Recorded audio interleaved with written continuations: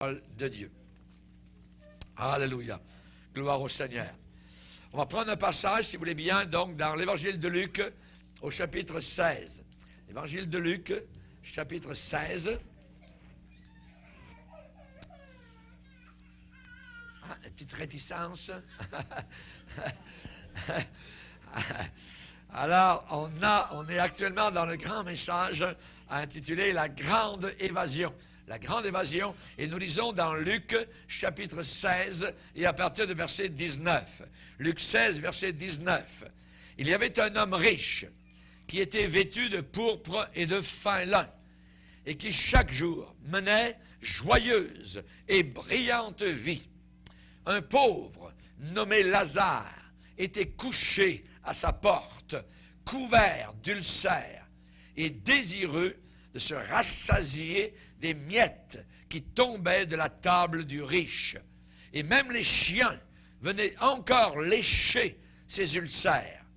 Le pauvre mourut, et il fut porté par les anges dans le sein d'Abraham, dans le paradis. Le riche mourut aussi, et il fut enseveli dans le séjour des morts, dans l'enfer. Il leva les yeux, et tandis qu'il était en proie au tourment, il vit de loin Abraham et Lazare dans son sein. Il s'écria, « Père Abraham, aie pitié de moi, envoie Lazare pour qu'il trempe le bout de son doigt dans l'eau et me rafraîchisse la langue, parce que je souffre cruellement dans cette flamme. » Abraham répondit, « Mon enfant, souviens-toi que tu as reçu tes biens pendant ta vie et que Lazare a eu les maux, les malheurs, les difficultés pendant la sienne. Maintenant, il est ici consolé et toi, tu souffres. D'ailleurs, il y a entre nous et vous un grand abîme, afin que ceux qui voudraient passer d'ici vers vous ou de là vers nous ne puissent pas le faire. » Le riche dit, « Je te prie donc, Père Abraham, d'envoyer Lazare dans la maison de mon père, sur la terre, car j'ai 5 frères. C'est pour qu'il leur atteste ces choses, afin qu'ils ne viennent pas aussi dans ce lieu de tourment. » Abraham répondit, ils ont Moïse et les prophètes, ça veut dire ils ont la Bible, ils ont la parole de Dieu, qu'ils les écoutent. Et il dit, non, Père Abraham, mais si quelqu'un des morts va vers eux, ils se repentiront. Et Abraham dit, s'ils n'écoutent pas Moïse et les prophètes, s'ils n'écoutent pas la Bible, la prédication de la parole de Dieu, ils ne se laisseront pas persuader, car même quelqu'un des morts ressusciterait. Amen et Amen. Père, nous sommes devant toi et nous te bénissons pour ta puissante parole.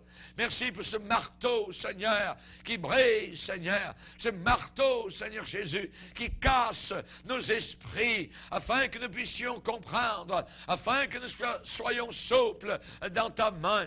Nous te demandons, Seigneur, que nous puissions être, comme l'a dit notre frère ce matin, de l'argile entre les mains du potier. Que nous puissions, Seigneur, plier devant ta parole. Que nous puissions comprendre combien le danger est terrible, Seigneur, pour ceux qui n'ont pas Jésus dans leur cœur et qui font face à l'éternité sans le Seigneur dans leur vie. Oh mon Dieu, que ce matin tu puisses agir, que ce matin tu puisses convaincre, que ce matin tu puisses encore nous aider à nous tourner vers le seul, l'unique qui peut véritablement nous sauver et qui s'appelle le Sauveur du monde, Jésus-Christ. Merci Seigneur, nous prions ces choses à cause de lui, à cause de son sacrifice à la croix, à cause de son sang versé. Nous te le demandons au nom de Jésus. Amen. Et tout le peuple dit Amen. Amen. Gloire à Dieu. Vous pouvez vous asseoir, frères et sœurs. Alléluia. Chers amis, il y a beaucoup de gens aujourd'hui qui cherchent à s'évader. Ils cherchent évidemment à passer à côté de la réalité. La réalité, c'est que tôt ou tard, les hommes devront faire face au jugement. Les hommes devront faire face à cette éternité, puisque Dieu a placé dans nos cœurs la pensée de l'éternité. Depuis que nous sommes bébés, depuis que notre mère nous a pris dans ses bras, Dieu a placé dans notre cœur la pensée de l'éternité. Nous savons fort bien que ceux qui nous ont précédés, ainsi que les cimetières, nous disent que tôt ou tard, ce n'est qu'une éventualité, ce n'est que quelque chose qui est remis à plus tard, mais il y a la mort qui va un jour frapper à notre porte. Il y a des jeunes gens qui meurent à 17 ans, à 18 ans, à 25 ans. Il y a des hommes mûrs à 30 ans, à 35 ans qui meurent. Et encore l'autre jour, nous avons appris que dans cet avion polonais, 97 personnes étaient décédées. La tête, littéralement, du gouvernement polonais a été sectionnée soudainement, sans s'y attendre. Ces 97 personnes sont entrées dans l'éternité. Et je dirais que pour la plupart, ils n'étaient pas préparés. Et cela, évidemment, nous fait réfléchir. Cela nous rend sobres. Et nous dit, ça peut arriver n'importe quand. Je dois faire face un jour à mon Dieu. Un prisonnier, généralement, en temps de guerre, va essayer, s'il le peut, à chercher à s'évader. En temps de guerre, beaucoup de prisonniers ont cherché à s'évader. Il y a des milliers de personnes aujourd'hui qui cherchent à s'évader, à échapper aux réalités de la vie. Et ils se réfugient dans un monde totalement imaginaire. Un monde qui n'est pas réel, un monde qui n'est pas vrai. Alors il faut regarder en face les choses. Aujourd'hui, en face de nous, il y a la réalité du péché. Le péché, on n'a jamais aussi peu parlé, et pourtant, il n'a jamais été aussi énorme comme un cancer qui fait le tour de la planète Terre. Il faut regarder cette réalité, le péché. Les hommes se fichent de Dieu, les hommes et les femmes, la jeunesse n'a que faire de Dieu, ils s'en foutent complètement. Alors, ils se réfugient dans un monde totalement imaginaire. Certains ne veulent pas faire face à la faillite totale de leur vie. La Bible dit que le monde passe. Le monde passe et sa convoitise passe aussi. Mais celui qui fait la volonté de Dieu demeure pour l'éternité. Moi, j'ai décidé à l'âge de 21 ans de demeurer pour l'éternité. Je veux demeurer avec Jésus-Christ. Ma maison n'est pas sur la terre. Ma maison, elle est dans le ciel. David a dit, j'habiterai dans la maison de l'Éternel. Jésus a dit que votre cœur ne se trouble pas. Croyez en Dieu et croyez en moi. Il y a beaucoup de demeures dans la maison de mon Père. Si cela n'existait pas, je vous l'aurais dit. Je vous l'aurais dit. Il nous a dit qu'il y a beaucoup de demeures, un nombre immense de maisons glorieuses là-haut sur les collines éternelles. Mais aujourd'hui, beaucoup de personnes veulent échapper à la réalité, et spécialement de ce que nous avons lu ce matin. C'est dans la Bible, l'histoire de cet homme riche et cet homme pauvre, Lazare, qui avait foi dans le Seigneur, qui avait placé sa confiance dans le Seigneur, qui avait pleuré sur la terre, qui avait gémi, qui parfois était venu à la porte du riche pour avoir quelques miettes. Personne ne se souciait de lui sur la terre. Les chiens venaient prendre soin de ce malheureux en léchant ses plaies. Et on dit que dans la salive des chiens, il y a un élément de guérison. Imaginez cet homme riche qui se fichait totalement des autres, qui ne voulait rien savoir de Dieu. Mais il est mort un jour. Et Lazare aussi est mort. Tout le monde meurt. Les bons, les méchants, les justes et les injustes. Mais l'un est monté au ciel, transporté par les anges. et l'autre est descendu vers l'enfer, tiré par les démons jusqu'au fond de l'enfer éternel. Chers amis, tous les jours, il y a un va-et-vient inimaginable de milliers d'anges entre le ciel et la terre qui emmènent des hommes vers le ciel. Ceux qui ont donné leur vie à Jésus-Christ. Et les démons travaillent chaque jour aussi pour venir chercher ceux qui sont damnés et les emmener vers leur lieu terrible, éternel, où ils seront enchaînés éternellement par les ténèbres. Comment échapperons-nous? Comment échapperons-nous, nous dit la Bible, si nous négligeons un si grand salut? Un si grand salut. Comment les gens vont-ils échapper? Il n'y a aucun échappatoire. Voyez, chers amis, il y a pour beaucoup de personnes, ça va être terrible parce qu'il faut que tôt ou tard ils sortent de leur monde de rêve, de leur monde imaginaire. Et lorsque la mort frappe, alors ils font face à la réalité. Mais c'est trop tard. La Bible dit, il est donné aux hommes de mourir une seule fois. Une seule fois. Les gens ne mourront pas 10 fois. Ça n'existe pas, le nirvana, le grand mensonge de la réincarnation n'a jamais existé. N'a jamais existé. C'est un mensonge du diable, littéralement, qui nous vient des Indes. Chers amis, la Bible dit que nous devons avoir la force d'échapper à toutes ces choses qui vont s'en venir sur la planète Terre. Et c'est Jésus-Christ lui-même qui nous a dit qu'ici-bas sur la terre, attention, prenez garde à vous-même, de crainte que vos cœurs ne s'apesantissent par les excès du manger et du boire, par les soucis de la vie, et que ce jour terrible ne vienne sur vous à l'improviste. Ne viennent sur vous à l'improviste. Il parle du jour terrible où Dieu va juger la planète Terre, car il viendra ce jour comme un filet sur tous ceux qui habitent sur la face de toute la terre. Veillez donc et priez en tout temps, afin que vous ayez quoi? La force d'échapper à toutes ces choses qui arriveront et de paraître debout devant le Fils de l'homme, le Fils de Dieu. Amen. Alléluia. Chers amis, nous avons besoin de prier. Nous avons besoin de ne pas nous faire de soucis pour les choses de la terre. Ça va soudainement disparaître et les vraies choses vont venir en perspective, je dirais, d'une façon merveilleuse. Amen. Tôt ou tard, les gens devront quitter leur monde imaginaire. Tôt ou tard, les gens devront quitter leur monde illusoire et irréel et faire face à Dieu, au péché et au jugement. La Bible dit tous ont péché. Tous ont péché. Il n'y a pas un seul qui pourra entrer dans le ciel en disant « Seigneur, moi j'ai droit d'entrer parce que j'ai fait des bonnes choses sur la terre. » Non, nous n'entrons pas dans le ciel parce que nous sommes des gens bons et gentils. Nous entrons dans le ciel uniquement parce qu'un homme qui était Dieu est mort un jour sur la croix pour payer pour nos péchés. Alléluia.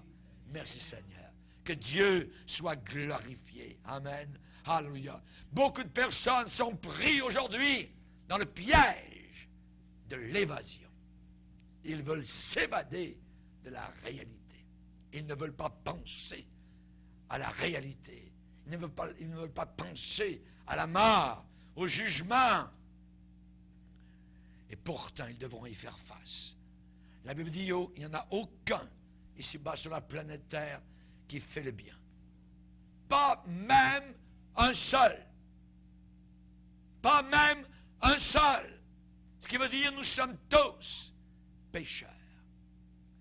Nous portons tous en nous cette maladie morale appelée le péché. Nous sommes enchaînés au mal. Et c'est la raison pour laquelle nous sommes en proie à des complexes, à des craintes, à des peurs, à des frustrations, à des tensions nerveuses. Certains vivent dans un abîme de désespoir et de dépression. La Bible dit, si nous disons que nous n'avons pas de péché, nous faisons Dieu menteur. Si je dis, oh non, moi j'ai pas de péché, qu'est-ce que je suis en train de faire? Je suis en train de lever le poing vers Dieu et de dire, Dieu, tu es un menteur. Pourrons-nous pointer le doigt vers Dieu et lui dire qu'il est un menteur? Non, nous sommes pécheurs. Il l'a dit. Il l'a dit. Si nous disons que nous n'avons pas de péché, nous faisons Dieu un menteur. Un menteur. Il n'y a pas de nouveau péché sur la planète Terre. Depuis des millénaires, il n'y a pas de nouveau péché. Il n'y a que de nouveaux pécheurs. Il n'y a pas de nouveaux crimes sur la planète Terre depuis le temps de Caïn. Mais il y a simplement de nouveaux criminels.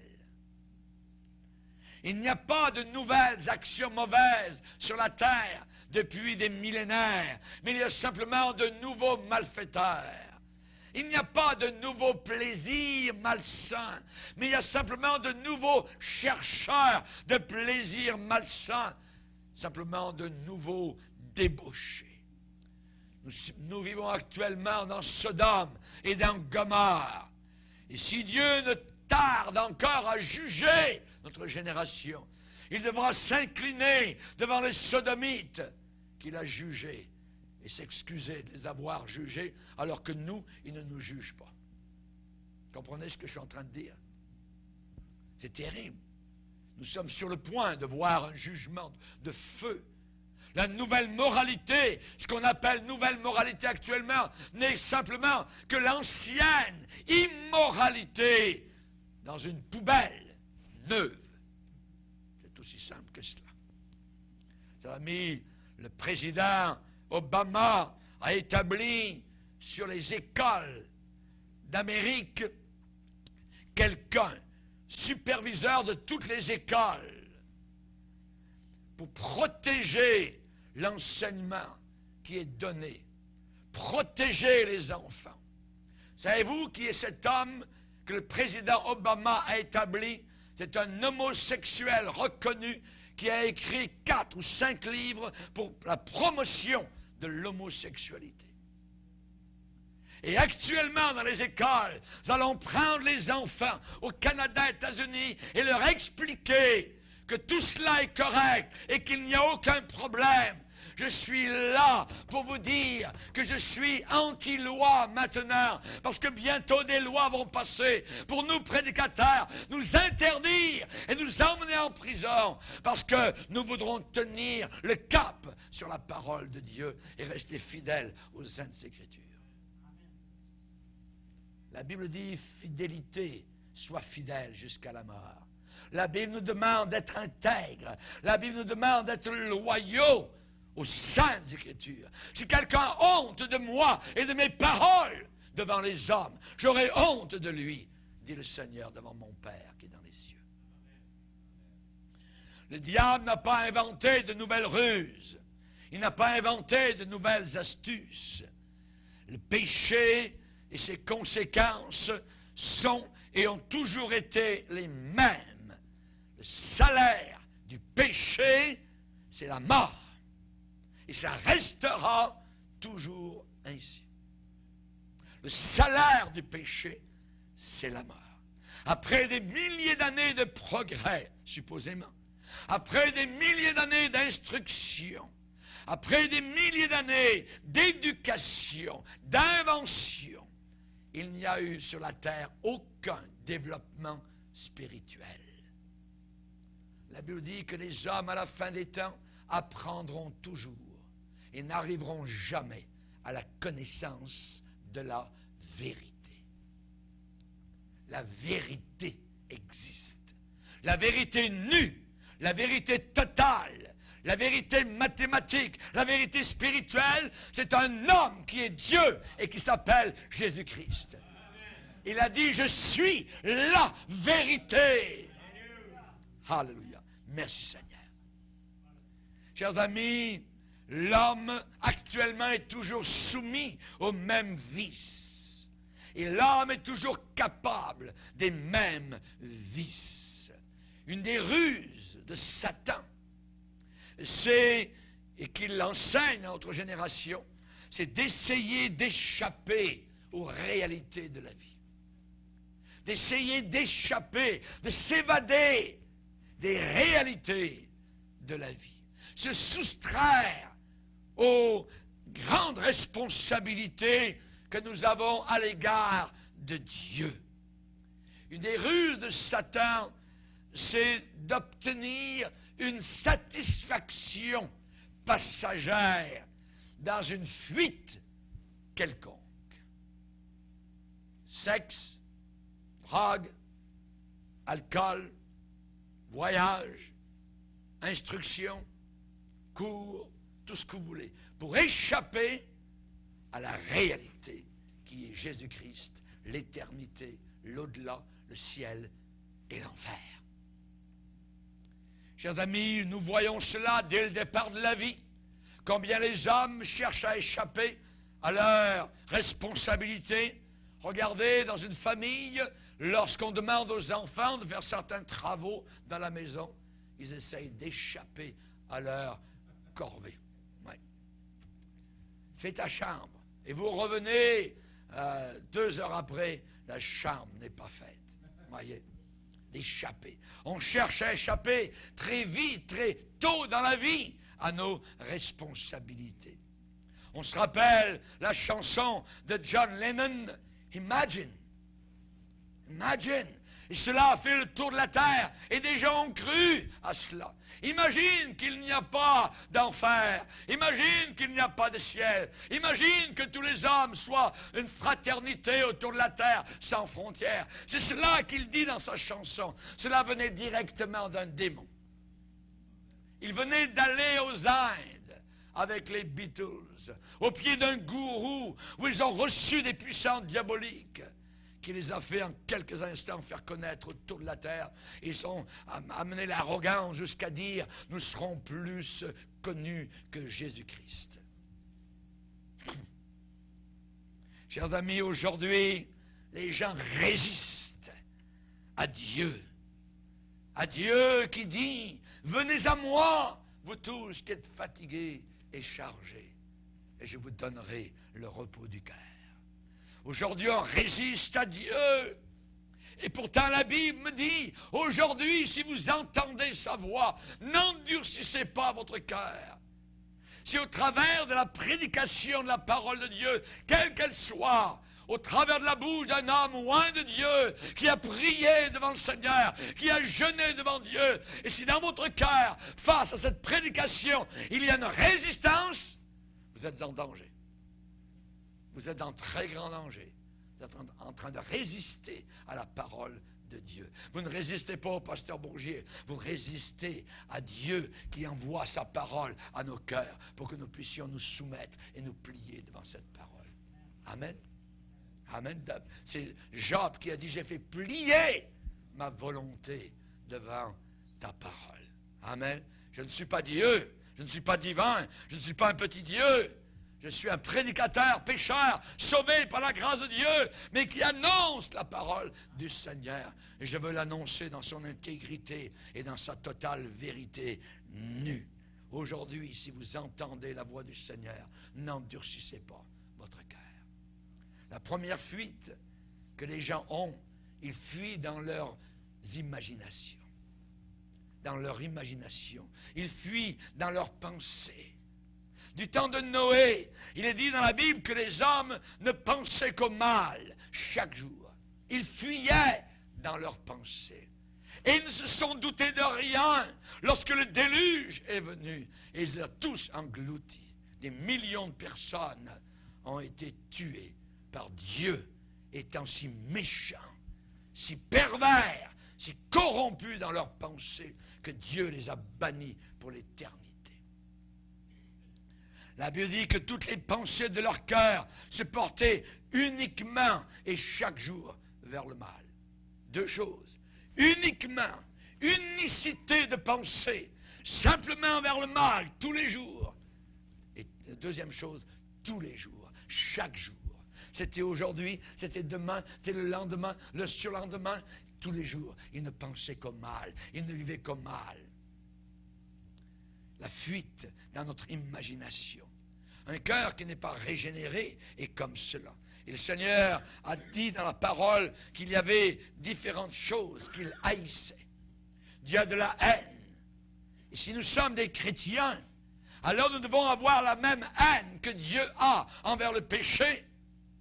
Et nous devons aimer les mêmes choses que Dieu aime. Je ne peux pas dire que je suis chrétien et aimer ce que Dieu est. C'est impossible. La Bible dit qu'il y a 6 choses que est l'Éternel, et même 7 qu'il a en horreur. Les yeux hautains, la première chose. L'orgueil. Un chrétien n'aime pas se trouver à côté de quelqu'un qui est orgueilleux. Parce que Dieu n'aime pas l'orgueilleux. L'orgueil précède la chute. C'est l'humilité qui précède la gloire. Première chose que Dieu a en horreur, les yeux hautains, la langue mauvaise, la langue trompeuse, la langue qui dit des mensonges. Dieu hait cela. Pourquoi? Parce qu'une langue menteuse est de connivence avec le père du mensonge, qui est le diable. Qui est le diable. Dieu hait les mains qui répandent le sang innocent.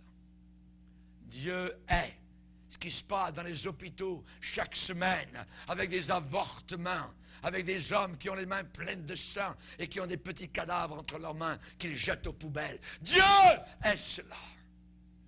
Des millions d'hommes et de femmes manquent à l'appel sur la planète Terre parce qu'on a des bouchers qui ont permis de tuer les bébés. Et ces bébés au ciel vont lever leurs petits doigts et accuser cette génération. Dieu hait le cœur qui médite des projets iniques. Dieu hait les pieds qui se hâtent de courir vers le mal, de faire le mal. Dieu a en horreur cela. Dieu hait le faux témoin qui dit des mensonges. Savez-vous qu'au ciel, il n'y aura aucun menteur? Les menteurs ne pourront jamais passer la porte du ciel. Pas moi qui le dis, c'est écrit dans la Bible, dans l'Apocalypse 22, aucun menteur n'entrera. Et ensuite, Dieu a une horreur terrible pour celui qui excite, ou celle qui excite des querelles entre frères. Dieu a de l'horreur pour cela. Chers amis, beaucoup de gens fuient dans leurs rêves, dans leurs imaginations. Ah, mais c'est pas comme ça, pasteur. La Bible, il faut en prendre et en laisser, tout ça. Ah! On a entendu, je dirais, ce son de violon qui sort directement de l'abîme infernal. Satan est un ange de lumière. Il est expert dans l'art de vendre l'irréel. C'est un artiste. Et vous le voyez tous les jours avec les enfants qui jouent sur un petit jeu vidéo. Ils jouent dans l'irréel. Ils pensent qu'ils sont les acteurs et les actrices qu'ils voient. Je répète, Satan est un ange de lumière et expert dans l'art de vendre l'irréel. Tous les médias sont diabolisés. Tous les médias sont satanisés. Tous les médias ont un prince. On ne vous dit pas la totale vérité dans les médias. Jamais de la vie. Vous auriez peur. L'apôtre Paul a dit, ne voulons pas laisser à Satan l'avantage sur nous, parce que nous n'ignorons pas ses desseins. Nous ne sommes pas dans l'ignorance. Nous savons qu'il est là pour détruire, pour dériver. Il veut en tirer le plus grand nombre possible de personnes avec lui en enfer. Il sait qu'il est maudit. Il sait qu'il est damné. Et il veut en emmener beaucoup en enfer avec lui. Satan a convaincu Samson de vendre sa force et sa puissance qu'il tenait de Dieu contre l'idée de la passion sexuelle et du désir sexuel. Lorsque Delilah l'a endormi sur ses genoux, il ne savait pas que le Saint-Esprit s'était retiré de lui. Il y a des gens qui pensent que Dieu est une fois avec vous, il restera toujours avec vous. Oui, si vous marchez avec lui.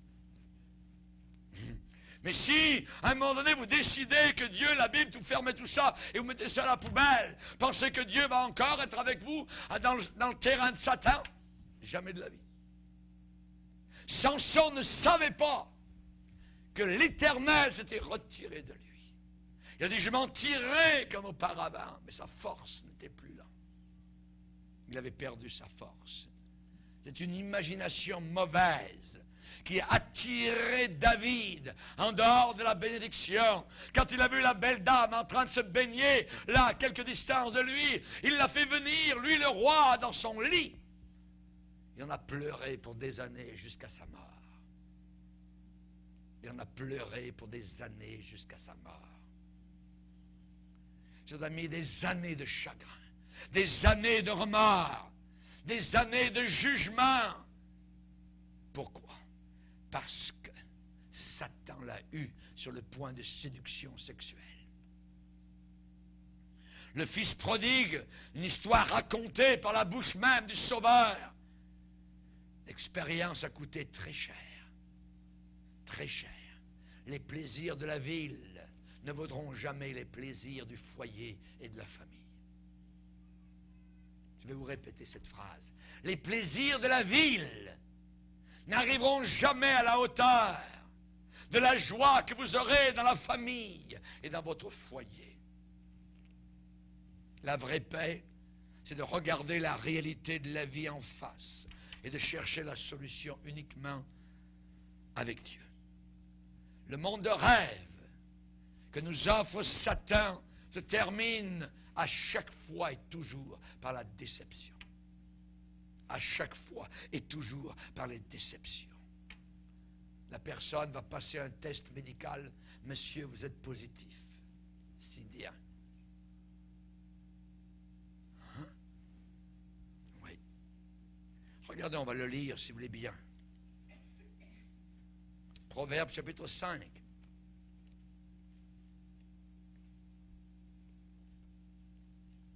La Bible dit au verset 8, on parle de la femme étrangère, la femme mauvaise, la prostituée.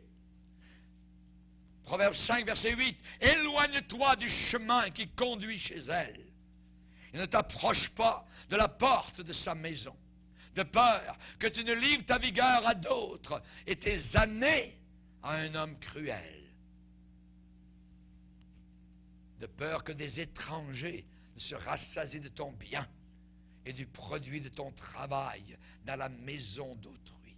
De peur que tu ne gémisses, tu ne pleures près de ta faim, ta mort, quand ta chair et ton corps se consumeront, et que tu ne dises, mais comment donc ai-je pu haïr la correction? Et comment mon cœur a-t-il eu du dédain et du mépris pour la réprimande? Comment ai-je pu ne pas écouter la voix de mes maîtres, ne pas prêter l'oreille à ceux qui m'instruisaient? Chers amis, nous avons besoin de réfléchir. Jacques a dit, le péché étant fini, produit la mort. Après le coup, il y a le contre-coup. Quand vous lancez le boomerang vous revient en pleine face. Après le crachat en l'air, ça vous retombe sur la tête. Un réveil brutal. La fin des illusions. Le péché étant consommé, produit la mort. La Bible dit que nous, les chrétiens, dans l'Église du Seigneur, nous renversons les raisonnements et toute pensée, nous l'amenons captive à l'obéissance de Jésus-Christ. Garde tes pensées dans l'obéissance de Jésus-Christ. Qu'il y ait une corde autour de tes pensées pour les garder, pour les amener à l'obéissance de la croix. Chers amis, des millions aujourd'hui vivent dans un monde fantasmagorique. Un monde fantôme. Ils négligent leurs responsabilités envers Dieu, envers leur famille. Les mauvais livres, les mauvais romans, les mauvais DVD, les disques porno, ainsi de suite. Harlequin, séduire. Cette génération ne veut que séduire. Oui. Juste séduire. Ça va nous prendre combien de temps avant qu'on puisse coucher avec le bonhomme avec qui on a été danser? Je ne sais pas, madame, un mois. Vous voyez, quelle génération perverse. Quelle génération pourrie, littéralement. Séduire, séduire. Cinéma, télévision, spectacle, spectacle, spectacle, spectacle. Vous voyez. Et cette génération, elle est élevée là-dedans. Tout ce qu'ils veulent, c'est se dandiner en avant avec un micro dans les airs et jouer du rock diabolique. Avec une pote, je dirais, un pote dans leur bouche. Ils imaginent qu'eux-mêmes sont comme ceux qui vraiment sont des stars et qui se sont suicidés et qui sont déjà aujourd'hui en enfer. Ils veulent leur ressembler. Malheur à ceux qui vivent tranquilles dans Sion, nous dit Amos. Et David va dire au psaume 16, il y a d'abondantes joies devant ta face. D'abondante joie devant ta face. D'autres fuient ailleurs. Ils fuient dans le plaisir. Ils fuient dans le plaisir. Ils veulent s'évader dans le plaisir. C'est la plus vieille échappatoire au monde. Et la Bible nous dit que même certains chrétiens à la fin des temps aimeront le plaisir plus que Dieu. Ont le plaisir plus que Dieu. Fuient dans le plaisir. Refuse dans nos passions, refuse dans nos appétits, dans nos désirs. Certains ont déjà dit, moi je vais noyer ma tristesse dans l'alcool. Je vais aller dans les bars, c'est là qu'on est heureux. Là on discute, là il y a des gens qui sont bien, tout ça. Certains sont allés là, sont restés là, leur cœur est là. Ils aimeront le plaisir plus que Dieu. Un homme qui trompait sa femme, a déclaré, moi, je veux montrer à ma femme que quelqu'un d'autre m'aime. Nos âmes sont malheureuses. Il y a des gens malheureux, des gens déçus, qui errent ici et là comme des bêtes affolées dans une jungle de plaisirs factices, passagers. Et ces gens-là sont plus misérables que jamais le lundi matin. La nuit, ils sont debout, le jour, ils dorment. Plus misérables, plus frustrés que jamais, plus insatisfaits que jamais. La Bible dit que l'ivrogne et celui qui se livre à des excès s'appauvrissent.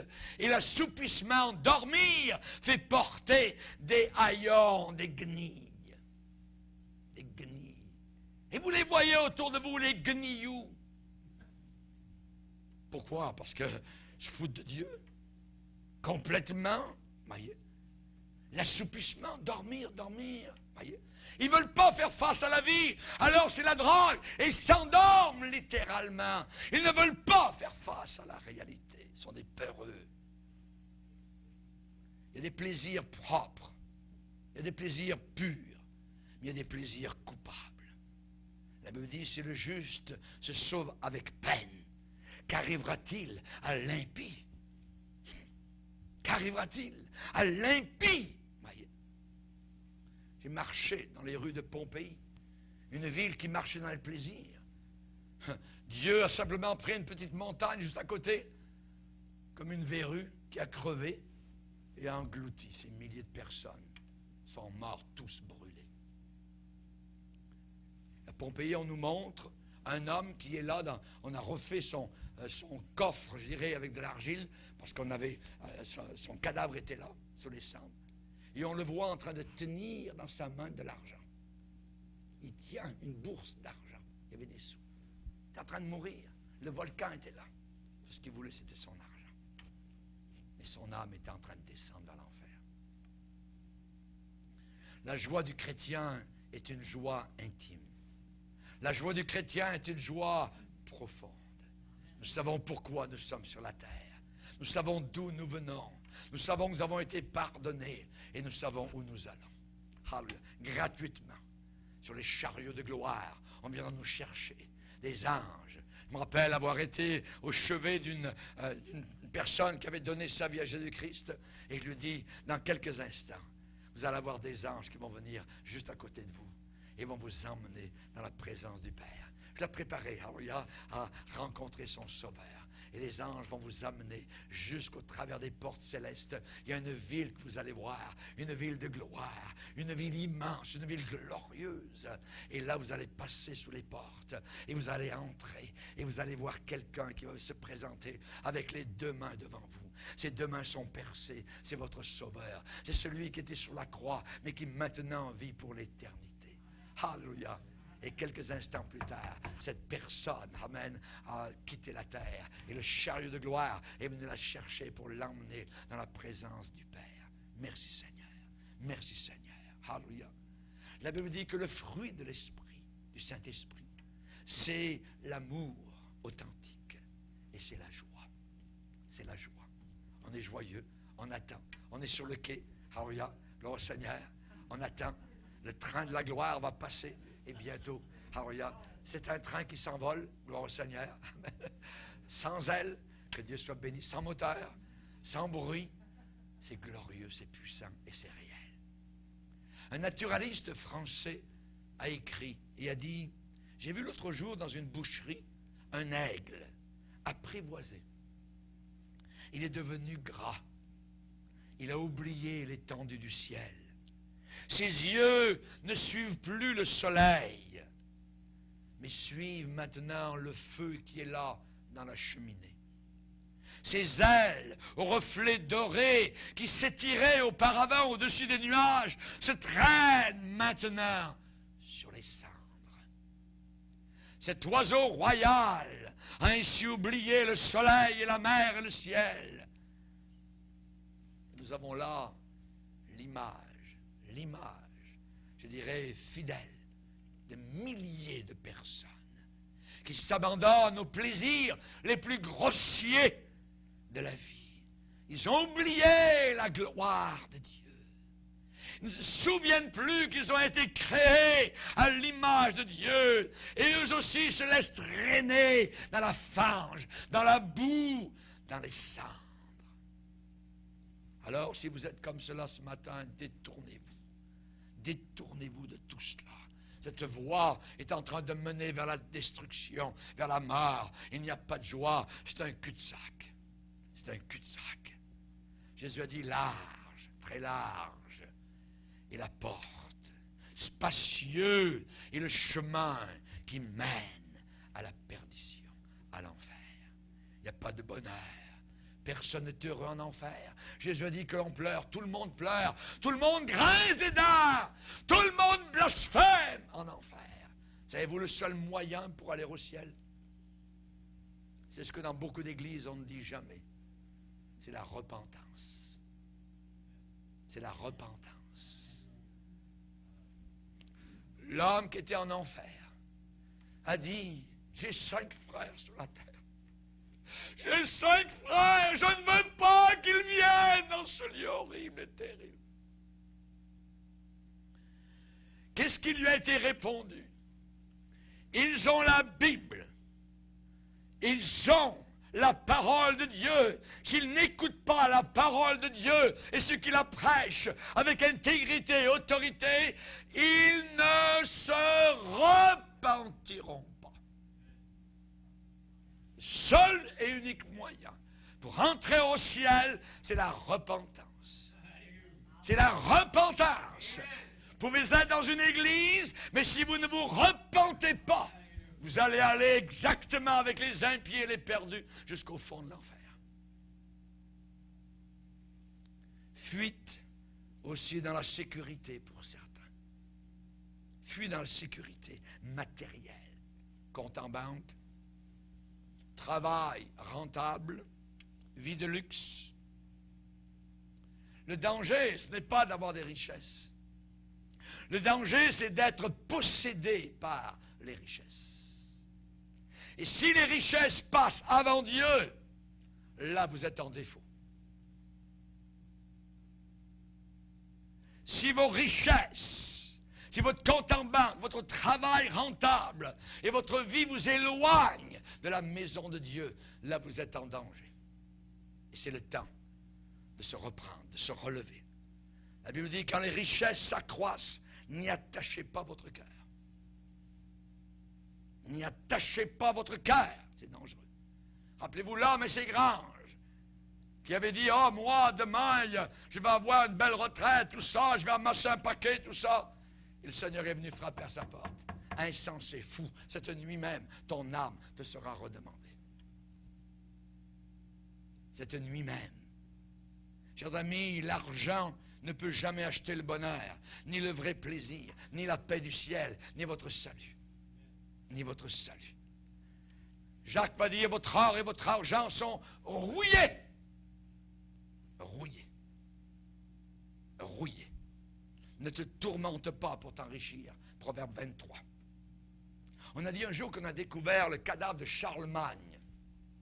L'empereur. L'empereur Charlemagne. Et lorsqu'on l'a découvert dans son tombeau, sa couronne d'or qu'il avait sur la tête avait glissé de dessus son squelette, de dessus son crâne. La couronne terminée. Ses doigts avaient laissé tomber le sceptre avec lequel il avait été enterré. Et une de ses mains squelettiques était tournée vers un parchemin qui était là et qui avait été placé là lors de son enterrement. Et le parchemin disait, que servirait-il à un homme de gagner le monde entier s'il perd son âme? S'il perd son âme. Ceux qui veulent s'enrichir tombent dans le piège, nous dit la Bible. D'autres fuient ailleurs, dans leur confiance en eux-mêmes. Moi, je crois en moi. Cette génération, on leur dit, en quoi croyez-vous? Moi, je crois en moi. Et nous avons un nouvel évangile diabolique avec un venin de serpent qui s'appelle l'estime de soi-même.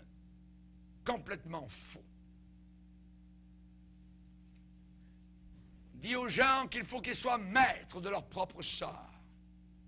Et la Bible me dit, si quelqu'un pense être quelque chose, alors qu'il n'est rien, alors il s'abuse lui-même. Il s'illusionne lui-même. Thomas Erskine a déclaré, je cite, « La plupart des hommes sont tellement remplis d'eux-mêmes qu'ils n'ont plus de place pour recevoir les eaux profondes de Dieu. » Combien c'est vrai? Combien c'est vrai?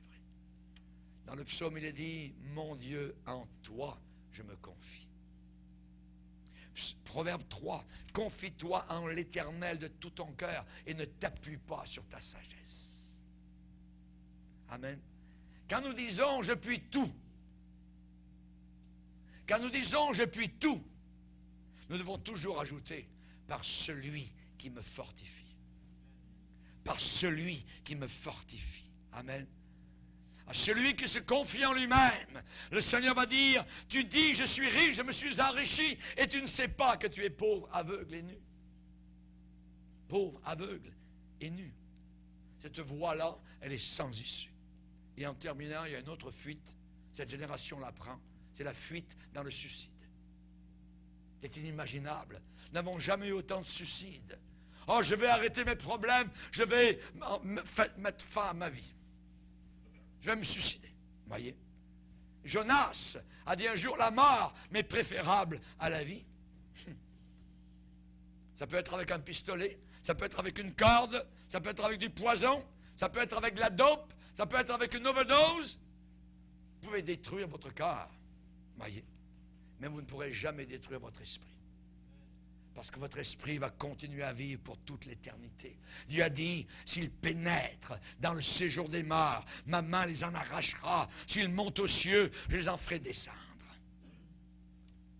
Le moyen d'échapper à la souffrance, le moyen d'échapper au chagrin, le moyen d'échapper au malheur, la Bible dit, Jésus, Jésus, Jésus, Jésus de Nazareth, le Christ.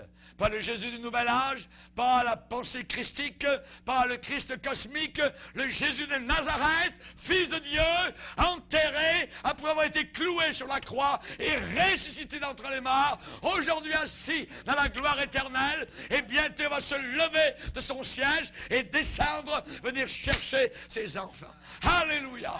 Alléluia. Que Dieu soit béni. Que Dieu soit glorifié. Levons-nous ensemble, frères et sœurs. Alléluia. Merci Seigneur. Alléluia. Que Dieu soit béni. Merci Seigneur. Merci Seigneur. Béni soit ton saint nom, Seigneur. Nous voulons te dire, Seigneur, que nous voulons toujours marcher, non pas dans le mensonge, non pas dans l'imaginaire, mais dans la réalité. Oh, miséricorde insondable. Dieu peut-il tout pardonner? Dieu peut-il absoudre un si grand coupable? Dieu peut-il mes péchés oublier? Jésus, ce matin, nous voulons venir à toi. Ce matin, tel que nous sommes, accepte-nous. Tel que nous sommes, prends-nous, Seigneur. Ah, il est vrai, Seigneur, longtemps loin de ta face, nous avons provoqué ta sainte colère. Nous avons fermé notre cœur à ta grâce. Nous avons blessé ton cœur devant tout le monde. Seigneur, ce matin à toi, nous voulons céder, nous voulons être libérés de tout péché qui nous obsède, nous voulons être à jamais délivrés. Merci Seigneur. Aide-nous à ne pas fuir. Aide-nous à faire face à la réalité. Nous ne voulons pas fuir dans le plaisir malsain, dans la sécurité matérielle, dans la confiance en nous-mêmes ou même dans le suicide. Nous voulons au contraire, Seigneur, venir vers toi humblement, comme des milliers autour de la terre qui encore aujourd'hui s'avancent devant toi pour te demander pardon de leurs péchés et de leur vie passée. Merci Seigneur. Merci Seigneur. Ce matin, peut-être quelqu'un a besoin du Sauveur. Ce matin, certainement, le Seigneur a parlé à un cœur brisé, un cœur repentant, un cœur qui a besoin de venir à Jésus-Christ. Alors ce matin, pendant qu'on va chanter le Seigneur, pourrez-vous avancer en avant et je prierai pour vous. Vous pouvez être quelqu'un qui a besoin de Jésus d'une façon, je dirais, inimaginable. Le Seigneur connaît cela. Il veut vous appeler à sa grâce, veut vous appeler à son pardon. Il y a une vie toute fraîche, une vie propre, une vie belle. Amen. Alléluia. Pendant qu'on va chanter, pourrez vous avancer en avant et je prierai pour vous. Amen.